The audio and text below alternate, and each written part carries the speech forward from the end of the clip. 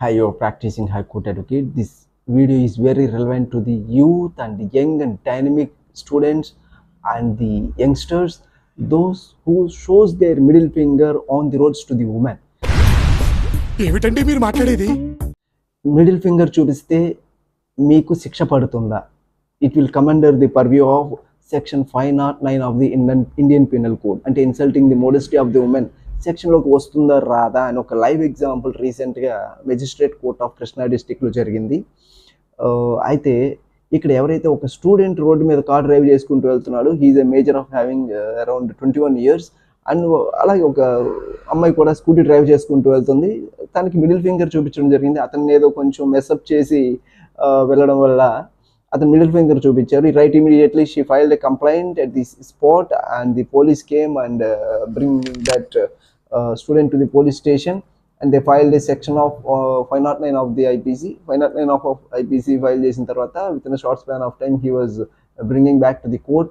కోర్టులో ఇక్కడ మీరు లాయర్ని ప్రాపర్గా ఎంగేజ్ చేసుకోవాలి, ఒక ఎక్స్పర్ట్ లాయర్ని ఎంగేజ్ చేసుకోవాలి. చేసుకోకపోతే మీరు చిన్న కేసుల్లో కూడా శిక్షింపబడతారు, ఇలాగా కన్విక్ట్ అవుతారు అని చెప్పడానికి ఇది ఒక వెరీ బెస్ట్ ఎగ్జాంపుల్. అయితే కొన్నిసార్లు మర్డర్ కేసెస్ చేసినా కూడా if your advocate is very expertise, then in the comprehensive cross examination he will bring you out of the case.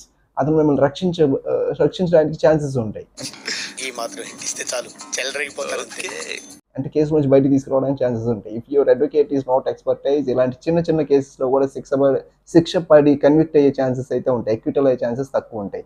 అయితే ఇక్కడ ఏం జరిగింది అంటే డ్యూరింగ్ ది క్రాస్ ఎగ్జామినేషన్ వాళ్ళ అడ్వకేట్ ప్రాపర్గా ప్రూవ్ చేయకపోవడం వల్ల, క్రాస్ ఎగ్జామినేషన్ ప్రాపర్గా చేయకపోవడం వల్ల అతనికి 3 days పనిష్మెంట్ అండ్ 10,000 ఫైన్ పడడం జరిగింది. పెద్ద సమస్య వచ్చి పడిందే. ఇన్ కేస్ ఈ కేసు కనుక హైకోర్టు కానీ సుప్రీంకోర్టు కానీ లెవెల్కి కానీ అపీల్కి వెళ్తే ఖచ్చితంగా there will be A chance of bringing him out of that case. ఖచ్చితంగా అతను ఆ కేసు నుంచి బయటపడే ఛాన్సెస్ ఉంటాయి. బట్ ఇప్పుడు చెప్తున్నారు, ముందే చెప్పాలి కదా. బట్ డెఫినెట్లీ 3 days పనిష్మెంటే కాబట్టి అతను కూడా వెళ్ళడు. After coming out of the situation he come and share with us.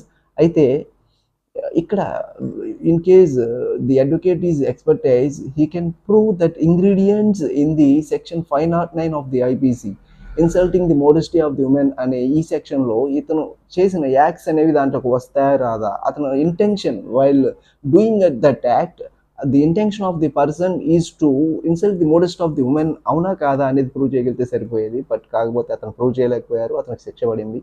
This is what youngsters kindly be very careful while doing the acts on the roads. ఇలాంటి సిచ్యువేషన్స్ కూడా జరుగుతాయి. Students youngsters ఉంటే కనుక ఈ వీడియోని షేర్ చేయండి. Thank you. Your practising high court advocate is signing of.